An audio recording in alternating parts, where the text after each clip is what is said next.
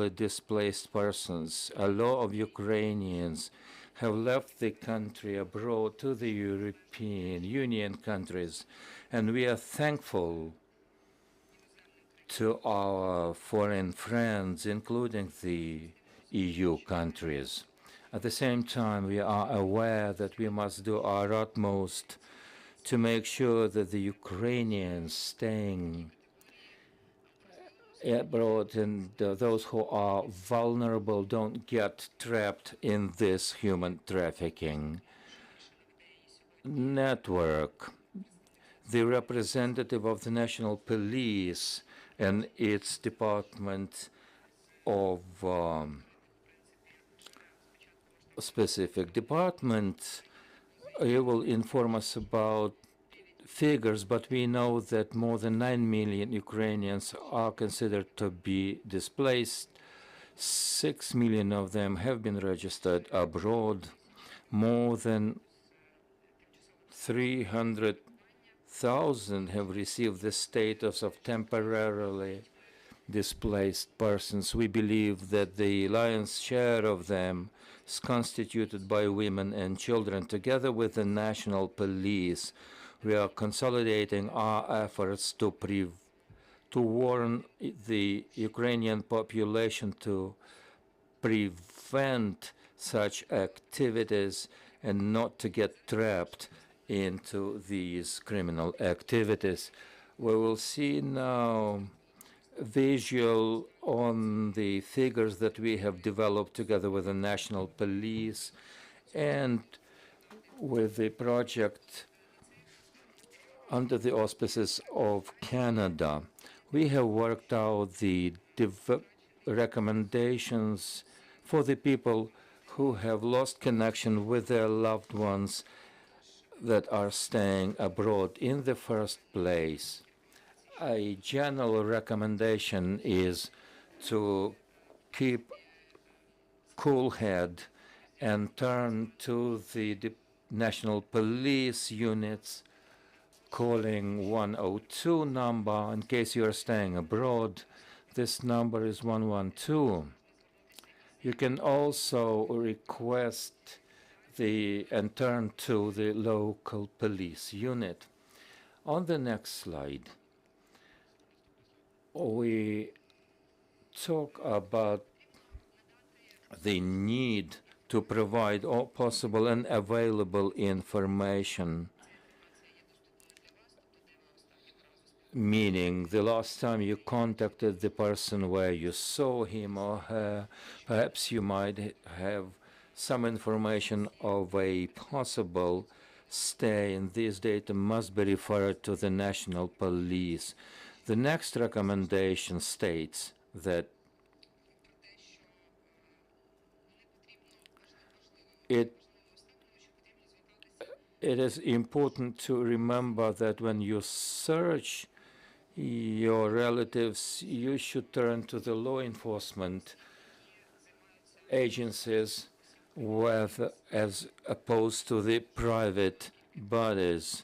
You should be very aware in this situation because there is some fraudulent persons might come your way, so we don't recommend to turn to private services.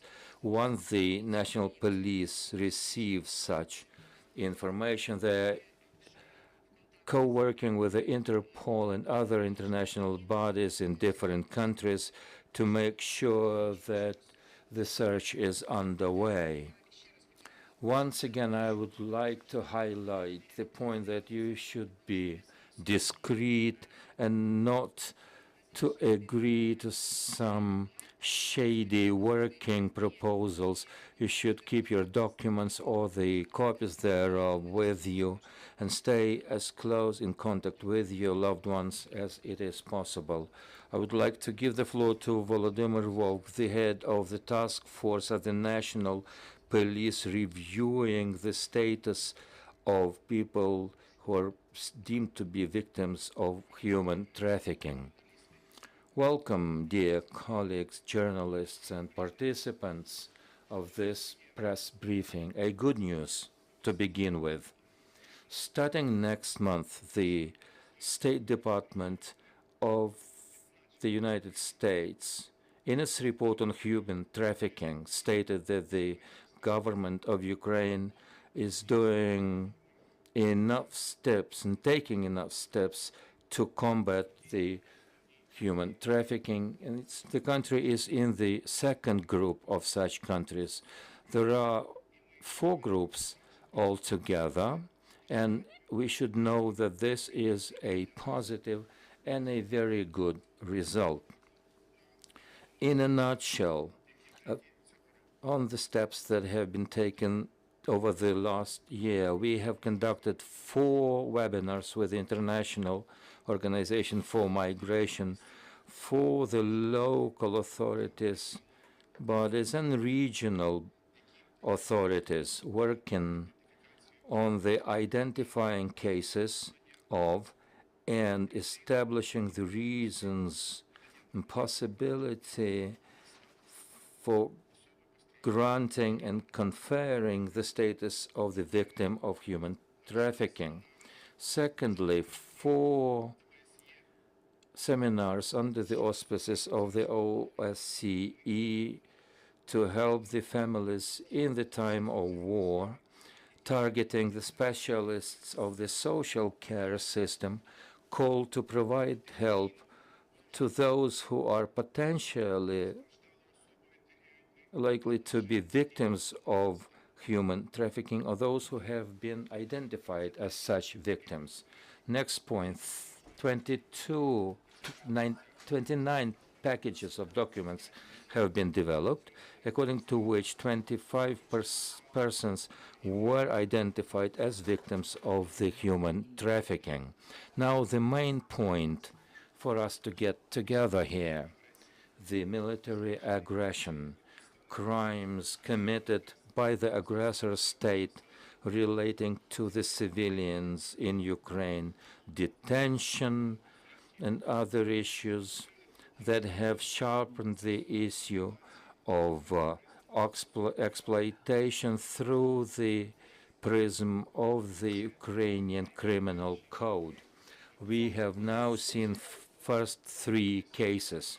I would like to turn to the Ukrainians with an appeal that we might initiate a broad public awareness campaign to say that potentially a victim of the human trafficking is likely to be those people who have been deprived of their documents, who have been deprived of the possibility to stay in touch with their relatives, for those who have been sexually abused or physically abused, and they were forced to labor that the person was not willing to perform, those who were pressured in terms of their debts, and those who were deprived of the possibility to quit their job, and those who have been taken advantage of to participate against their will in the armed conflict. These are the reasons for a person to be considered a victim of human trafficking. We must raise the public awareness to provide help to these persons, for them to turn to the local authorities at the level of Rayon and the Oblast, and together with the relative services of the social protection to identify documents relating to and their right of these people to get the status of the victim of human trafficking. What does that lead to? One thing, legal help. Second, a right to be socially protected. Then to receive social protection, to receive your education or renew one. One of the most prominent, perhaps not defining one, but you will receive 3 minimum wages in terms of help. Today it's about 7,500 hryvnias. To repeat, to get such a status, you start with the request to the local authorities. You should prompt those next to you. You should advise them to turn to the local authorities at the level of rayon or region. The documents will be sent over to the service of the state, and the state will help you. To receive additional consultation, there are at least two hotlines, a governmental one, 1547, and a public one initiated and implemented within the framework of the International Organization for Migration with the number 527. So national and international lines are available. Thank you. The next to take the floor is Yuriy Parkhomenko, the acting head of the Department of Migration at the National Police of Ukraine. Welcome. In the first place, I would like to draw your attention to the international activities of the National Police. We understand that since the beginning of the full-scale invasion of Russia into Ukraine, the trafficking in human beings has increased. One, it concerns the internally displaced, externally displaced persons, and people that were forced to go to Russia. As for the internally displaced persons, the picture is quite clear. We've got enough capacity and capabilities to respond to the information we receive. Internationally speaking, it took us some effort to set up coordination. Since the beginning of the invasion, we participated in the two pan-European operations combating human trafficking. First step, for the first time in its history, the Ukrainian police were invited to participate in the coordination headquarters during the pan-European operation. The operation was done by the International Agency for Protection of External Borders of the EU countries, and our officer participated in these events. This has provided us with a more coordinated ways to cooperate with the European colleagues to receive information in a speedy and timely manner on the alleged crimes that might have been committed against the Ukrainian citizens. We have also had people on their business trips to Poland to start with, because the lion's share of Ukrainians left for Poland, and the institutional capacity of Ukraine in many ways have gone to Poland. So we were made to come to contact with the Polish colleagues, including Monika Sokolowski, through our consular services, and we also attended a number of events. A major of those was the Lodz community, where there are 1,000 Ukrainian children in need of care and a constant attention from the Ukrainian state. So that was the first event we attended. We talked to the children, to the carers, to the authorities of this establishment, and we have defined the imminent threats that might be relevant as of today. The next establishment was people that were displaced to the city of Lodz. The situation there is more or less stable. There are fewer of them. The mayor of the city takes a great interest in caring for the Ukrainian children. He contacts Ukrainian teachers and provides all the possible and needed help for the children and to their teachers. The next event we attended was in Spain, where we set up ways to cooperate with the bodies that combat human trafficking. We visited are centers for refugees in Alicante. We talked to the Ukrainians, we inspected the environment where they live, what are the challenges and problems. We established the ways to cooperate with the local police. We understand that once Ukrainians have left for other countries, they might receive help either from the Ukrainian embassy or from the local police. So this calls for a deeper communication and interaction. We have visited 2 institutional establishments in Aveda and Pihon. And we also conducted a certain work there. Some of the preventive measures were taken there.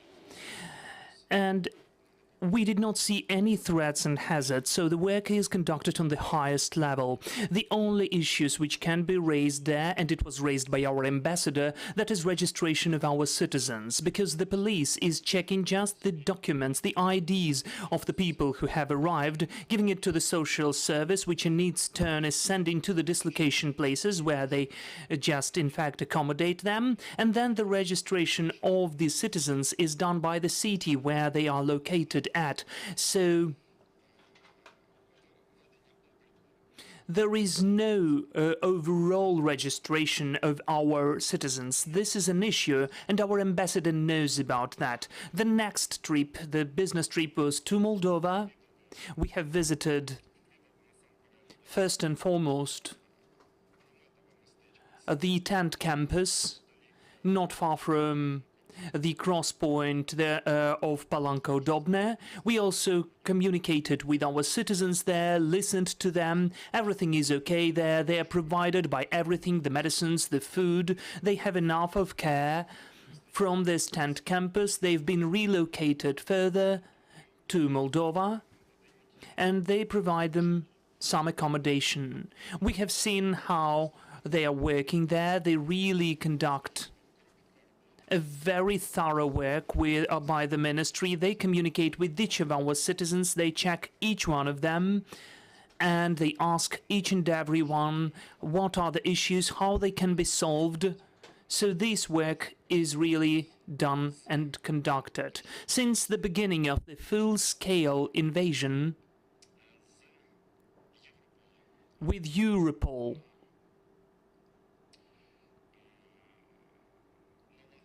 we have provided and created a platform on the cooperation with the EU member countries, Global Keeper. This platform is visited by all of the applications from Europe, from each country, from each of the applications is reported in this platform. We can see that, we control that, and we can see which applications were in fact solved, which were not confirmed.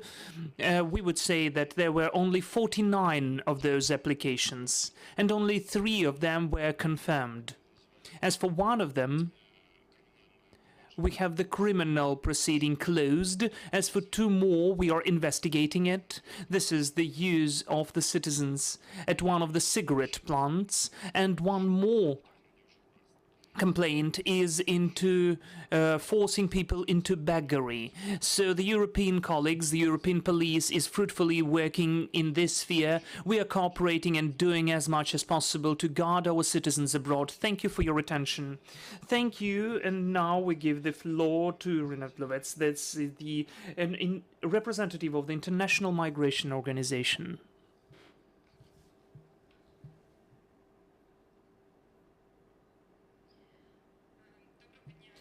Hello, dear colleagues. So today, just before the World Day on for the anti-human trafficking, I'm very happy that we are raising this important problematic, especially under the conditions of the full-scale invasion of Russian Federation into the territory of Ukraine. We are the representative office of the International Migration Office, the UN agency. For 24 years, we are supporting the state authorities and the civil population in the fight against this phenomenon to protect Ukrainians from these situations, to provide them with the necessary help and support. So when when the full-scale invasion took place, all of us understood how vulnerable have Ukrainians become in the human trafficking situation. We used to speak about that, and we saw that people considered it does not concern them because they have high education, because they have cars, apartment, stable work. They don't plan to go and earn money. They are totally established. But under the current situation, so many Ukrainians were forced to flee from their houses.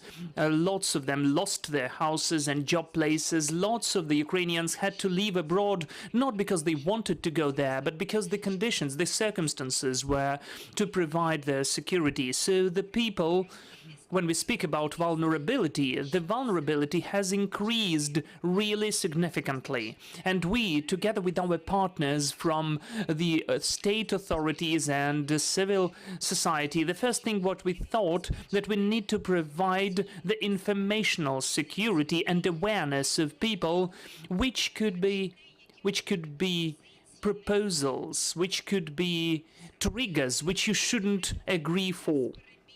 We have the continuous work of the national hotline on the countering human trafficking and consultancy of migrants on the short number 527. And during these 5 months, we got more than 20,000 calls and provided almost 80,000 consultancies. This is the work which the hotline before the full-scale invasion had during the year. So we do understand how many people called and how many people wanted to get the qualified consultation, how they can protect themselves as much as possible. So together with our state partners, with the Ministry of Interior, the Ministry of Social Policy, the National and Social Service, we have instantly developed the series of informational materials which were targeting the overall population which is living abroad, and also specifically for the women and children, and also the ones who are traveling with children, because we understand that this is the category of people who at the moment were actively leaving Ukraine, for them to be aware that the human traffickers, the exploiters, can sit not only in the chats of the job vacancies as it used to be in the majority of cases. Those could be transporters, those could be the people who are offering you free accommodation. So having such a huge support from all of the European countries to really help Ukrainians who are fleeing from the war, we understand perfectly that it could be a trampoline, a kind of a certain opportunity for the exploiters to use the vulnerability of the Ukrainians and to use that for their own enrichment. In May, we have conducted the high-scale informational campaign, 5 Markers of Security, together with the representative office of the European Union in Ukraine, which has developed, which worked with more than 10 million of Ukrainians, and we told about the main markers which could witness that what you are offered now is the proposal which you should check first, because potentially it can lead to the situation of human trafficking. And also we provided the people with the security rules you need to remember about. We, as an international organization on migration, are providing the direct help and support, the comprehensive and on reintegration work on to help the people who are affected by human trafficking. And we can see just the same situation which we used to have in 2014. The number of the found cases is incredibly decreasing, because in the previous years, annually, we found out more than 1,000 people who were affected by human trafficking. During the first half of the year, it's only 118 persons, out of whom only 35 were the people who were found out just after the beginning of the full-scale invasion, and among them, there are only some of the cases of the people who were really exploited when the full-scale war was waged. So it witnesses that this issue in 2014 was just the same.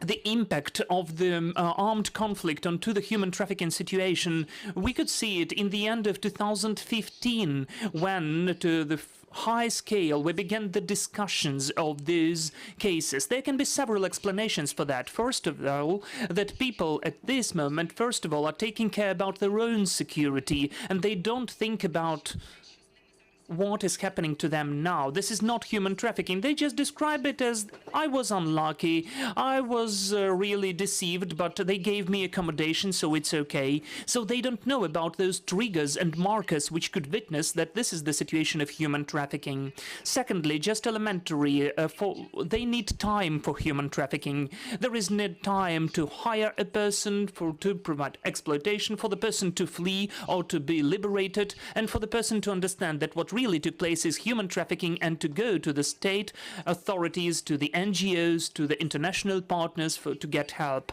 So this time is approximately from half a year to 1.5 years to assess the real impact of the war situation onto how the tendency has changed in the human trafficking. Knowing that the representative office on migration organization is supporting the unified in Ukraine specialized medical rehabilitation center for the people who were affected on human trafficking, which of course was closed since the beginning of the full-scale invasion because it's located in Kyiv. Since the 10th of May, we took a decision to reopen it and to expand the list of its services, not only for the territory, for the peoples affected by human trafficking, but also by GBV, gender-based violence, and exploitation.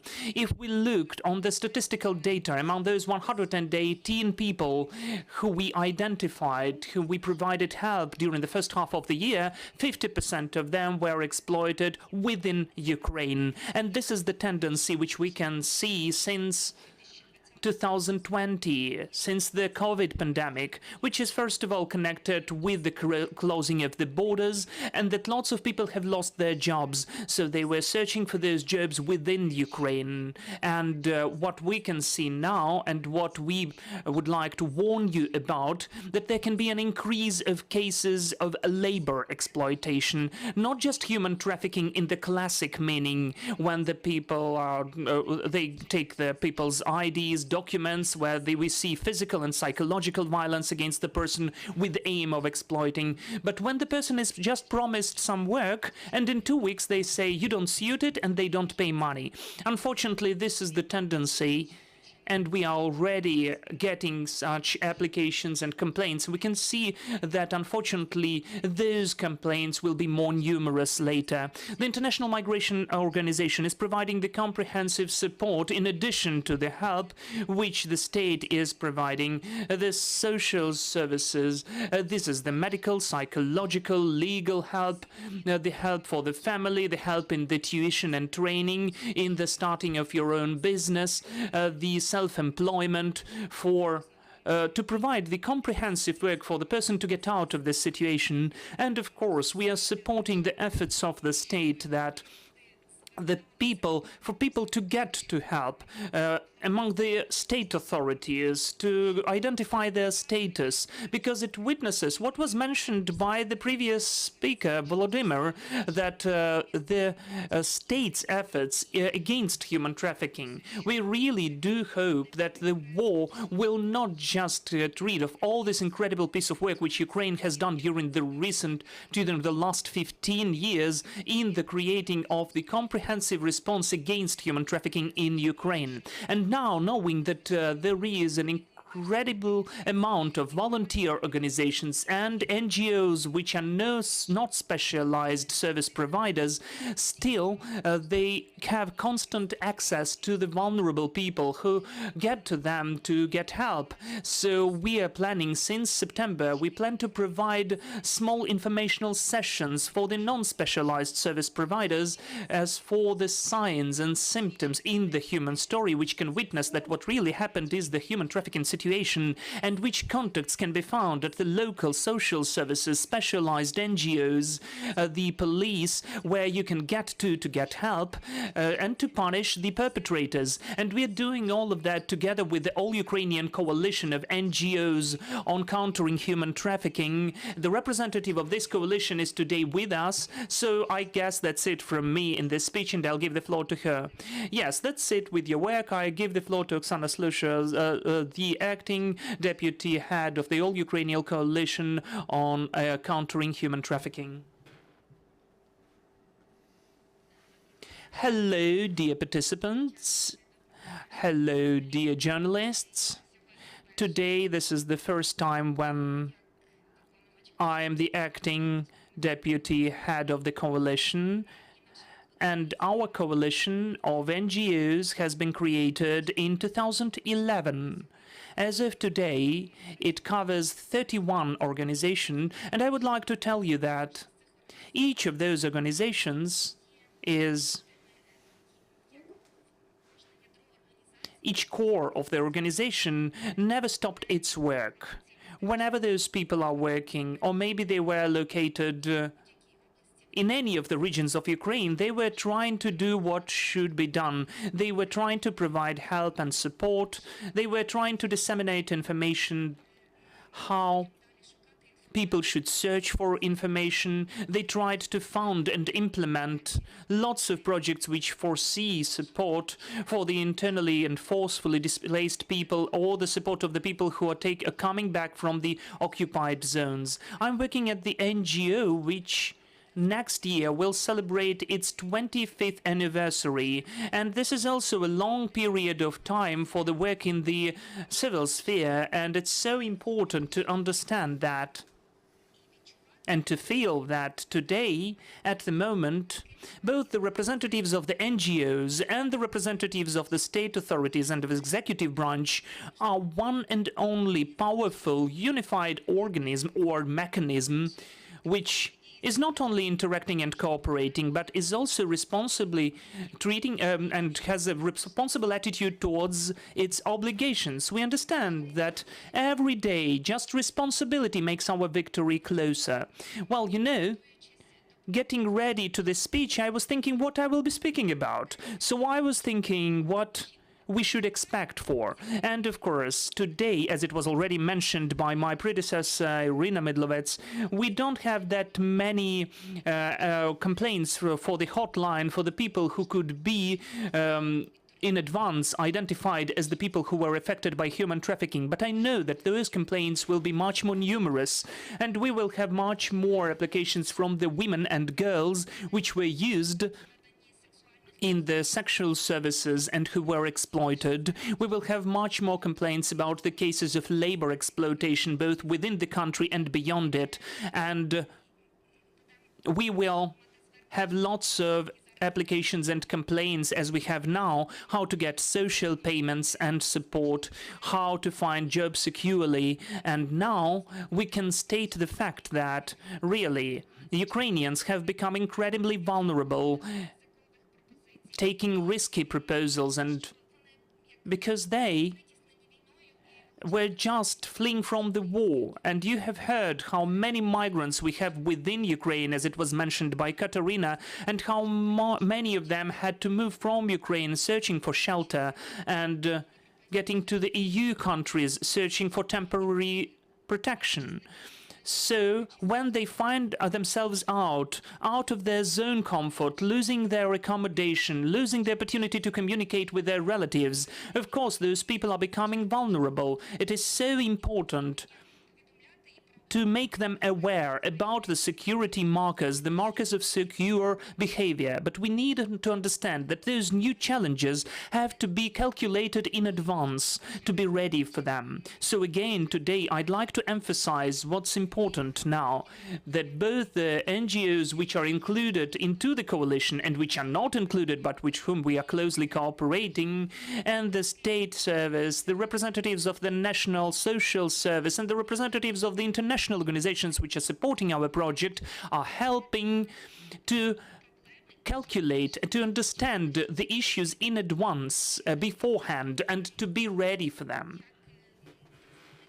As the representative of the NGO, I may tell you that the work for the prevention is conducted since the first day of the war, and this work covers all of the spheres of preventive work. But as a consultant of the hotline, and I will tell about that later, I will tell you that always when you are conducting a conversation with the person who is calling you, you're asking the person, where did you get to know about our hotline? And according to those figures and indicators, you can in fact assess where the person got the information. So just thanks to interaction and cooperation, our clients, the people who are calling the hotline, the Ukrainians who are trying to get help, 25% out of them get to know about the hotline from other institutions, 30% get to know through the visual ads, and 35% get to know about it thanks to the dissemination of info in the social networks and online, thanks to radio and TV. And this is a huge opportunity which is being used today. And of course, I would like to mention the fact how important it is to post social ads in the places where people just transfer, in the railway transport, for instance, for the person who just went abroad, and this person could say, I got to know that in the train there is the information about a hotline. It's so cool that we're using such opportunities. And in fact, I'd like to add what is expecting us now. I can mention that the complaints are more frequent from the men whose wives and children left Ukraine and are searching for temporary shelter in other countries. More often than not, these people are experiencing the deterioration in their relations and the communication with their wives, and sometimes women are applying for divorce, and there are men who don't know how to get their children back to Ukraine because these are their own children. So this is one of the issues that we are confronting as a consultant of the hotline. My experience is that I've seen the increase of psychological diseases. And psychological health, as of today, is one of the major issues that we are likely to confront in the near future, expanding the vulnerable population who are forced to illegal activities or poorness or other forms of exploitation. My message is that as of today, I'm trying to disseminate the information about the hotline, this 5 to 7 hotline, a national hotline to combat the human trafficking and consultation for the immigrants. It has been up and running since the very beginning of the intervention. You will remember that there were times when hotlines were not working in Ukraine at all, except our line, and it seems to be a God's will, because when we set it up, we were basing our work in the glorious city of Ternopil, where I used to live, so we were able to continue work and providing people with the information on the evacuation channels, how to get the social aid, how to receive temporary shelter, how to cross border, how to cross the border by the men, what are the regulations for leaving the country. And of course, in almost all application, we talk people about the markers of safe employment. I remember how my colleagues and I were waiting for the information about the women leaving to enjoy some rest, and we understood that there was a new phase in our work. We were also looking forward to a first request on the information of how women can get back to Ukraine.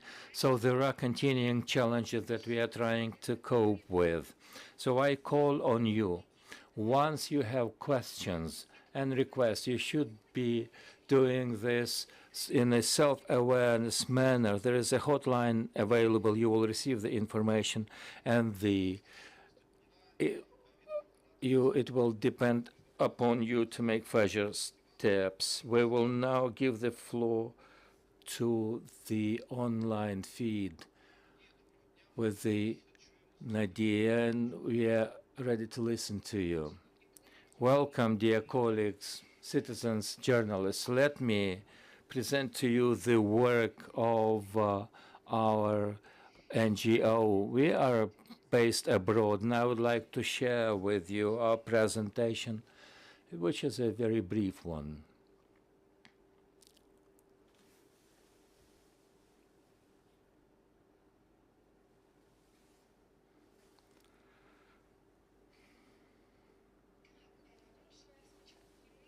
Since the beginning of the war, our organization has been working in Poland to help the displaced persons from Ukraine to Poland. We have disseminated more than 39,000 posters and covered hundreds of people so far.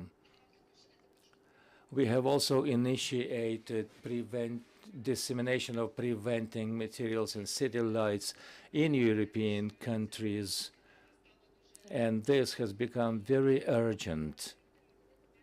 This is the situation, informing people about the markers of abuse and the possible crimes of human trafficking. So far, we have covered more than 2,000 people with the help of these city lights. This is not the end of our story in terms of preventing work. We have developed a flyer in the format of leaflet, and we are disseminating information on the security matters for those fleeing from the war, to prevent the human trafficking, the provision of the emergency services in a number of European countries, and where you can turn for receiving aid, including the railway stations and the centers run by the United Nations organization. So far, we have focused on Poland, but we want to get that work expanded throughout Europe. As for the 30th of July, which is Day of Combating Human Trafficking, we have developed a comic book for the Ukrainian refugees. You will know that depression, stress, the lack of concentration that people suffering from, especially is acute for children, which is also affecting their parents. This comic will help parents to teach their kids how to avoid such states of mind. 1,000 copies will be delivered to the centers for Ukrainian refugees in Poland. Now we are working on the chat box with the function of information. Unfortunately, hotlines don't have Ukrainian language services, so it makes it difficult for Ukrainians to inform the alleged abuses. So currently we are working on this resource. It will help the Ukrainians to self-identify themselves and report on the human trafficking and receive the help from our A21 organization. Last but not least, the preventive video material. The Ukrainian crisis of refugees is very specific, in spite of the fact that we have been able to deliver professional trainings for the personnel of the accommodation centers. We are still waiting for the avenues to prevent such abuses.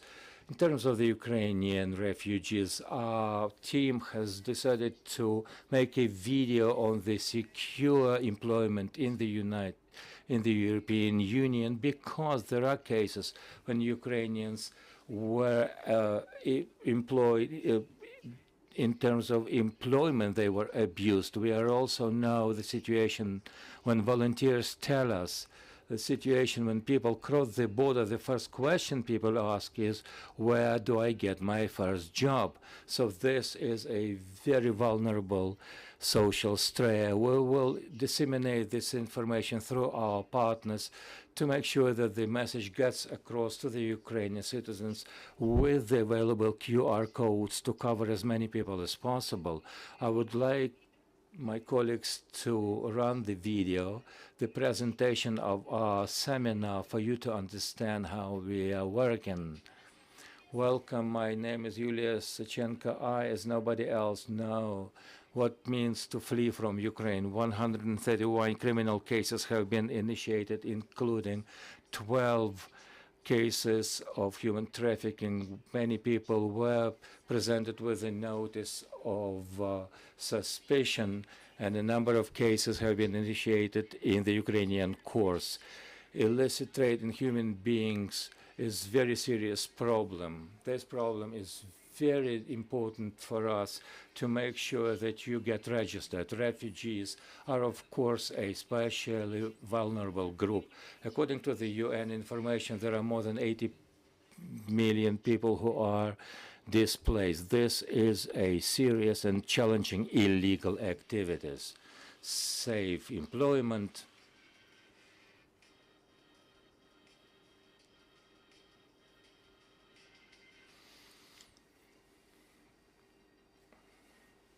many countries of Europe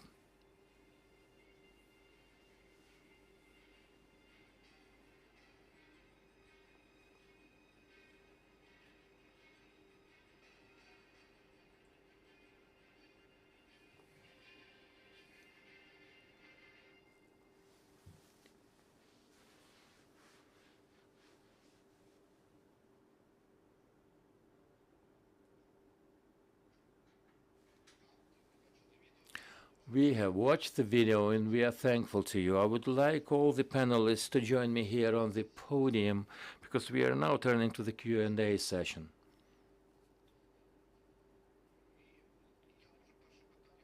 Perhaps I will begin with the questions while you're getting up to the podium.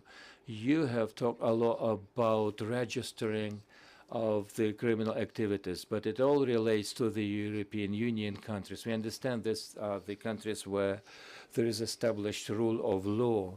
What do we do with the people who found themselves in Russia, in the occupied territories?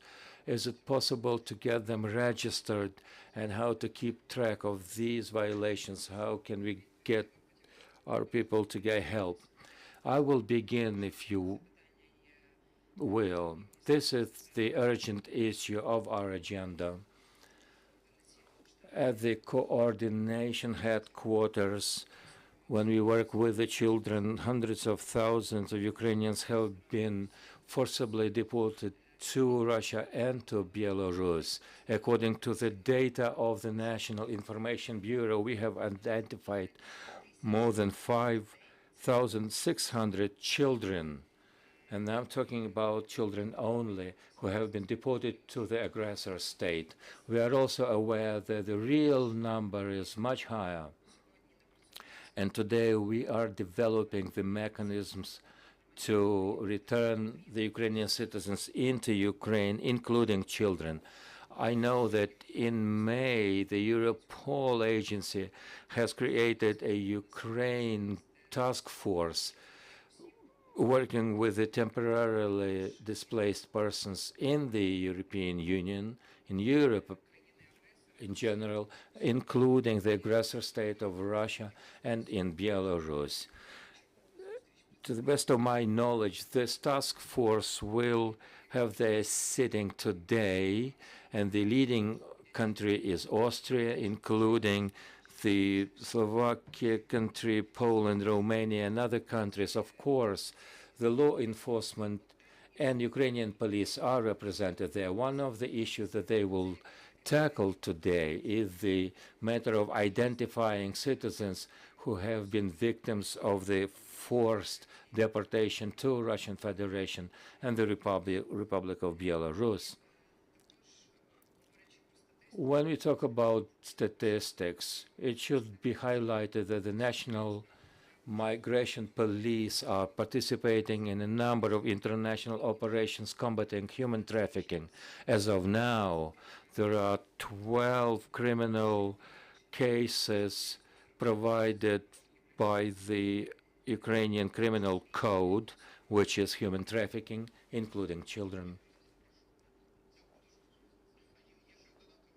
Do you have anything to add? In terms of providing more detail, most urgent issue is this. We have set up a number of coordination centers to tackle the issue. At the presidential office, we have also a relative body to protect children. We are aware that the numbers available from the agencies of the United Nations is 1,008,026 persons. The same number has been provided by the State Department of the United States, and the number there are in the range up to 1,006,000 persons. To tackle the issue, we set up a platform at the State Information Bureau. We receive all the information in a written form, in oral form, phone calls that reflect the situation, and we registered them in the unified system. So far, we've got more than 14,000 information pieces. We are cooperating with them, and currently we have confronted a problem where 5,106 persons are missing, and we cannot identify them. We have come in the known about their name or surname, or just the fact that people are missing, so there is no way to elaborate on that. The most urgent issue is to identify as many people as possible. In the same vein, the national police are conducting their own register in terms of criminal investigation. Currently, we have opened 81 criminal investigations. Part of those 59, namely, have been transferred over to the National Security Service, and the National Police have identified within the framework of criminal investigations 79 adults and children that have been registered as missing. We know that this is an unsurmountable piece of work. The numbers are very different. The numbers that we receive in terms of the displaced persons and the people that have been identified by the National Security Service. I am not in a position to divulge the information because people are not present here. They will tell the number themselves, but at the presidential office, we have got a headquarters that are accumulating the information from the external services, from Ukrainian different law enforcement bodies, and of course the work is going on. There are special services dealing with the setting up cooperation and identifying the relatives, the conditions of living, and we are trying to substantiate the information because we know that there are some false information that we are likely to receive. I've got a clarification issue here. NGOs, of course, are fruitfully working in the European Union countries, but do you keep track and inform people staying in the occupied territories? For example, we've got information that the collaborators are forced to dig trenches, and this falls under the remit of the forced labor. These people may not be aware of this unless they are informed. What is your vision of how to inform people who have been forced to flee to Russia or are staying in the occupied territories? How do you inform them about your work and about the hotline messages? Given the fact that the International Organization for Migration is represented not only in Ukraine but in more than 160 countries, we are working with other countries to make sure that the Ukrainians that were forced to leave Ukraine into the Russian Federation, they go to the European countries or to Ukraine through Estonia or via Latvia, and we are contacting our offices in these countries to make sure that Ukrainians receive such information, that there is a help available, and of course it all conditioned on the will of the persons to receive aid. So we are not delivering aid only because we want to. This must be done voluntarily. People must voluntarily turn to our offices in other countries or to the representation of the organization in Ukraine to receive such an aid. Indeed, preventive work in the occupied territories is exclusively complex because it is dangerous for the NGOs, for the people who are staying there. We must realize that in the occupied territories there is a strong and active tracking down activities of the people supporting Ukraine. which means that the lion's majority of our partner organizations have left occupied territories and are currently working in the Ukrainian controlled territories, but the preventing work is very complicated, and the reasons are self-evident. This is why we should think together how to make the work more efficient and effective. Because we are talking about the possible human trafficking activities, people must be aware that there is help available at the Ministry of Social Help, at the National Police, and through the international organizations. And of course, we know that the avalanche of the requests will be coming from these territories or from those countries. Two questions from the Inform agency. First question to the police.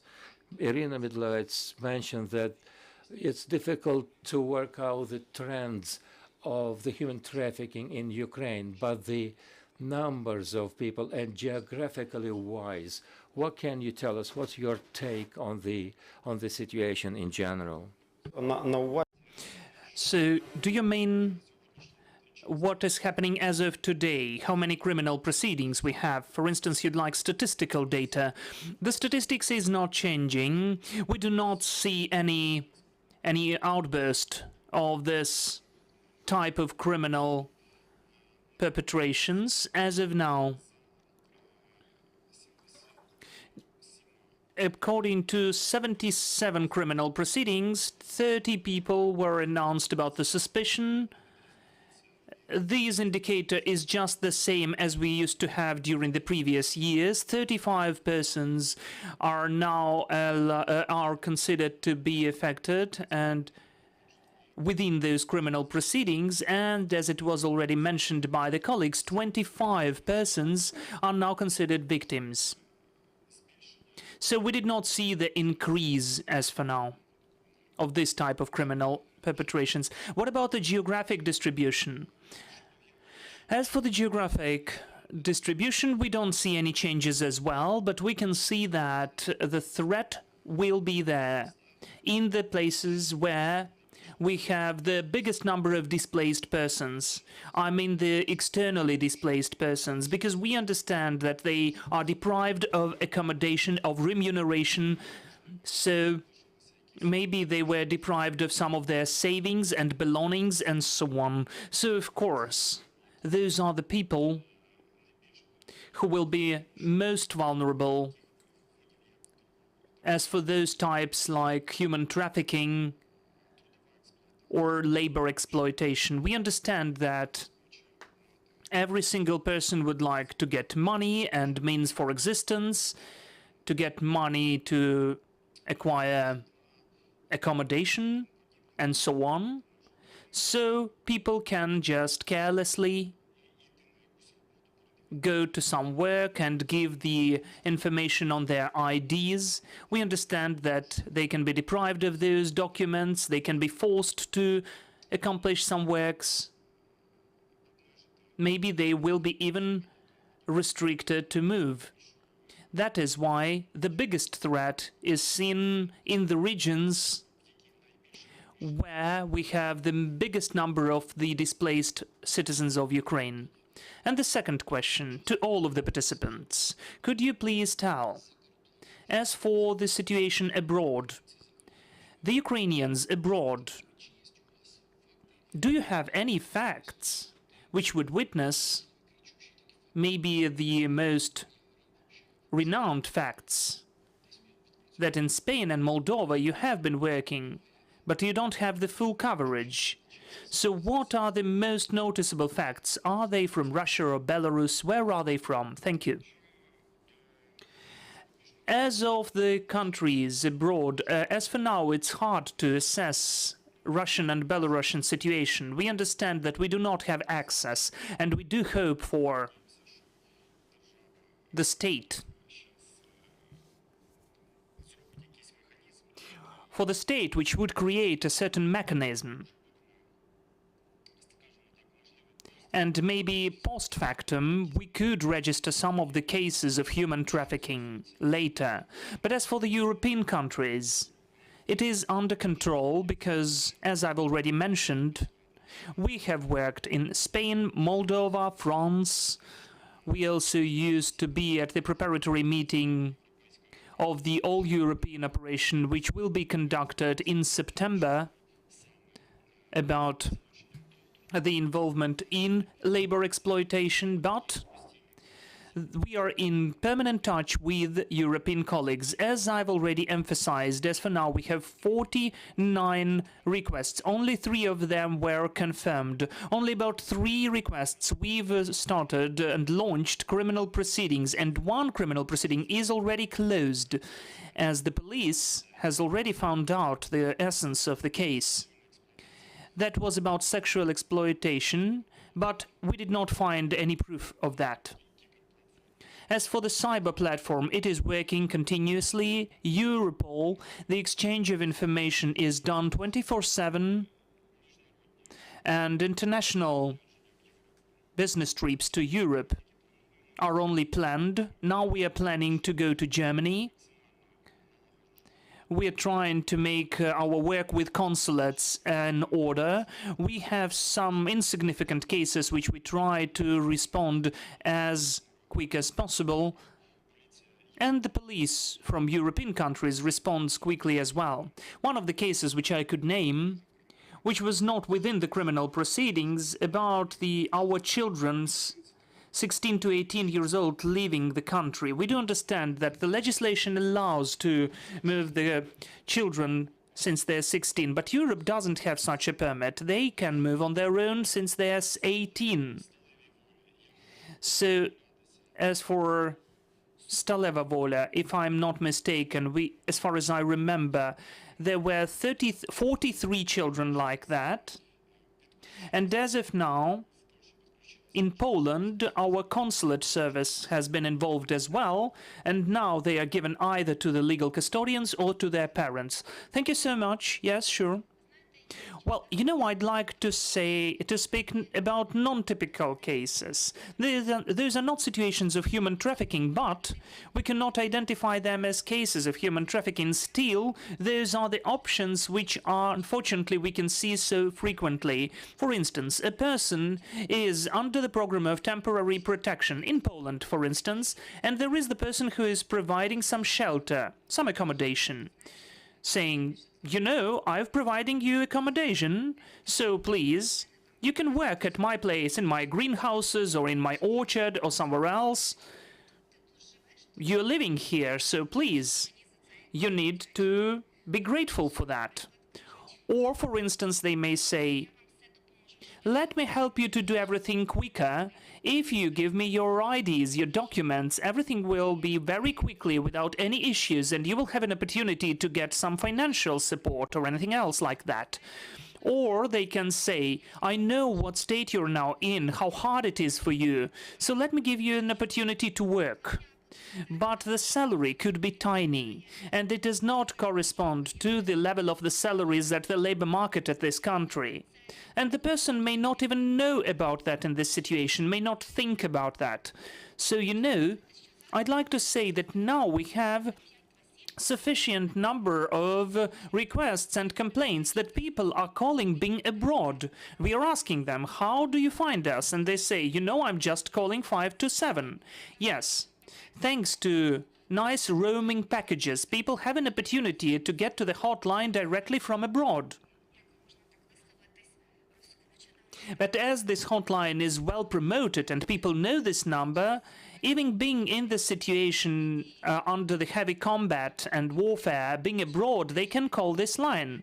But to simplify this opportunity to call, we are improving and expanding our work. So now, according to the requirements of the time, we did not only increase the number of consultants, but we also introduced the work of the chatbot, Safe Migration Bot.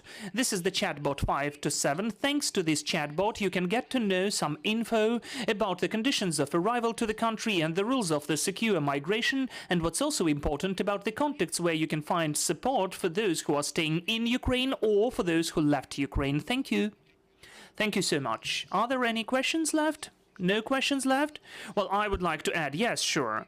As for the question which you posed about statistical data, it's important to emphasize on some of the issues. First of all, the statistical data which the national police has now are the criminal cases which are opened by the proceedings on the territory of Ukraine. Those are the crimes which were committed against our citizens about the human trafficking on the territory of Ukraine. Altogether, we need to understand that the part of the territory is now under temporary occupation. So now the part of the perpetrations cannot be registered as of now. Besides that, there is one more important issue. If the people are in the situation of human trafficking, we are trying to act in a preventive way. We are warning people not to get into the situation, but if they got into this situation, they should get to the law enforcement and NGOs to get help.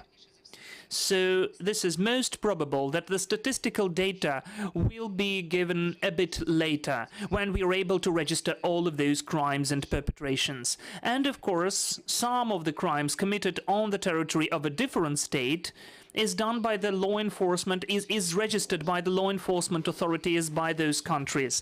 Those are the countries where our citizens are represented most of all, because if there is the biggest number of our migrants, then the higher is the risk that they can get into such situation. Our police officers are working with them, but still they do not get into the statistical data of the National Police of Ukraine. The statistical data from abroad, which was mentioned today, is not included. Okay, thank you so much for this important clarification. So now we were speaking about the migration crisis and about some very unpleasant side of this migration as human trafficking. Thank you all of our speakers. Our next briefing will take place at 2 p.m. Kyiv time. We will be speaking with the film director Kateryna, who will present her movie about her son. See you then.